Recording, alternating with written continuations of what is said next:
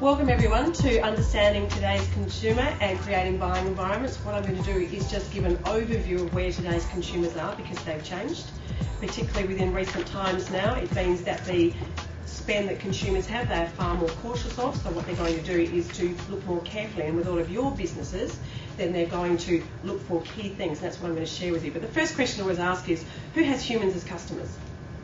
Yes? Even if they're not the best some days, they don't appear like they're human, they are actually human. So what I'm going to talk about today is just looking at how to understand these consumer buying habits and what they mean for you.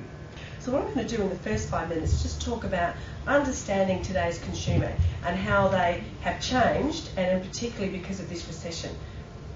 Our children, if you have children, are going to talk about, do you remember that recession Mum and Dad went through? They're still going on about, oh, you don't know what it was like in the late 2000s. Whole market crashed. Yeah. But this has changed consumer buying patterns forever because baby boomers, who are still traditionally the ones who hold the bulk of the money and the purchasing power, have had their nest eggs eroded, and they're frightened and they're very concerned, and every dollar that leaves their pocket they think about. So they are looking for more. But because they don't understand what all of you do and the real technicalities and some of the things you've talked about here, intangibles, how do I get it across, they only know what they know from a layperson's perspective. So in a way, what we need to do is to take them from there, the benefits of your product and service, and then you can move them to the more technical aspects when they want to know more. Does that sound like a fair premise? That's what we're going to go through today. So let's just have a look at one of the first things.